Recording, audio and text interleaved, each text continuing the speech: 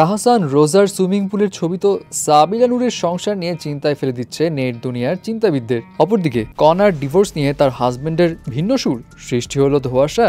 এর মাঝে আবার ন্যান্সিও কি খোঁচা মারলো কনাকে ঘিরে। প্রথমে আসি তাহসান রোজার কাছে। তাহসানের স্ত্রী রোজা আহমেদ কয়েকদিন আগে তাহসানের সঙ্গে তার কাটানো সুন্দর কিছু মোমেন্টস এর ছবি শেয়ার করেন ফেসবুকে, যেগুলো বেশ ভাইরাল হয়ে যায়। অনেকেই তাদের রোমান্টিক মোমেন্টস দেখে হ্যাপি, তো কিছু কাপলস ব্লগারদের প্রশ্ন, তাহসান বউয়ের সঙ্গে ছবি দিলে রোমান্টিক, আমরা দিলে ব্যবসায়ী। তো আবার কেউ কেউ মিথিলা এবং সৃজিতের এই ছবি কলাজ করে বলছে রোজাকে কাপি মারলো মিথিলা।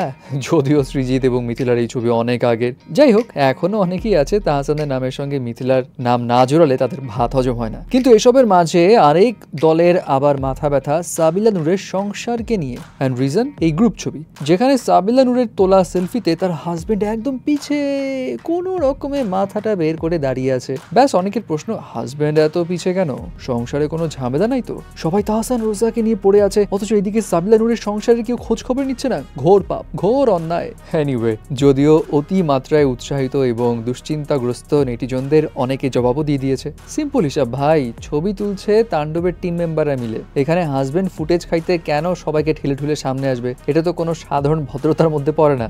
তার সঙ্গে তার হাজবেন্ডের ঝামেলা যদি থাকতোই, হাজবেন্ড ডেফিনেটলি এই ছবিতে থাকতো না। ইভেন পিছে দাঁড়িয়ে থাকলেও তার হাজবেন্ডের এই হাসি মাখা এক্সপ্রেশনই বলে দিচ্ছে তিনি তার ওয়াইফ সাবিলার এই সাকসেসে বেশ হ্যাপি। বাট বিষয়টা কি, ওয়াইফের সাকসেসকে সহজভাবে নেওয়ার মতো কালচার বা মনোভাব আমাদের সোসাইটিতে অনেকের মাঝে এখনো সেইভাবে তৈরি হয়নি। সো তাই হয়তো অনেকের মাথা ব্যথা। এনিওয়ে, সংসার নিয়ে যখন কথা বলছি, তখন সিঙ্গার কনা হঠাৎ করেই গতকাল রাতের দিকে তার ফেসবুক পোস্টের মাধ্যমে জানান দেয় তার ডিভোর্সের বিষয়টি, যেখানে তিনি শুরুতেই লিখেন, আমি আপনাদের ভালোবাসার কণা, জন্ম মৃত্যু বিয়ে সবই আল্লাহর ইচ্ছা। এরপর তিনি তার বিচ্ছেদের বিস্তারিত জানান। বাট কনার এই বিচ্ছেদের ঘটনার মাঝখানে আবার ন্যান্সি আনএক্সপেক্টেডলি অ্যাটেনশন পেয়ে যায়, কারণ তার একটি পোস্ট, যেখানে তিনি আবার লিখেন, জন্ম মৃত্যু বিয়ে বিচ্ছেদ এর সবই আল্লাহর ইচ্ছায় হয়, বাণীতে শেয়াল রানী।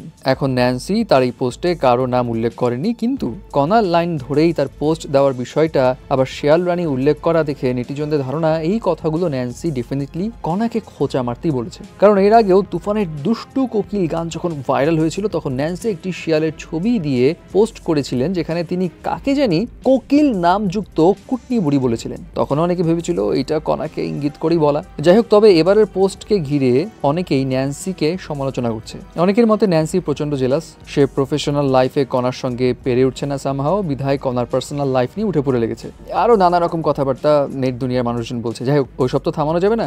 যদিও এসবের মাঝে আরেকটা ঘটনা অনেককে কনফিউজ করে দেয়। সেটা হলো, একদিকে কনা বলছে ডিভোর্স হয়ে গেছে, অন্যদিকে বাংলা ট্রিবিউনের একটা রিপোর্টস বলছে কনার হাজবেন্ডের ভিন্ন সুর। তিনি বলছেন না, ডিভোর্স হয়নি। সেই রিপোর্টসে লেখা আছে তার হাজবেন্ড ফেসবুকে একটি পোস্ট দেন, যেখানে কনাকে ট্যাগ করে লিখেন, তাদের মধ্যে ডিভোর্স হয়নি, পারিবারিক ঝামেলা হয়েছে, মিটে যাবে। এবং যারা কনার পরকীয়া প্রেম নিয়ে বিভিন্ন রকম স্পেকুলেশন ছড়াচ্ছে বা গুঞ্জন ছড়াচ্ছে, তাদের বিরুদ্ধেও তিনি বেশ ক্ষুব্ধ, প্রয়োজন হলে ব্যবস্থা নেবেন, এমন কথাও বলেছেন। এখন এটা জানার পর অনেকে কনফিউজ, আসলে হচ্ছেটা কি, এই কোন ধোঁয়াশা শুরু হলো? যদিও তার হাজবেন্ডের এই পোস্ট দিয়েছে কি দেয় না, এটা নিয়েও আসলে ধোঁয়াশা, কারণ বর্তমানে তার প্রোফাইলে সেই পোস্টটি নেই। দিলেও দিতে পারে, হয়তো পরে ডিলিট করে দিয়েছে। এখন কাহিনী কি আসলে, হু নোজ।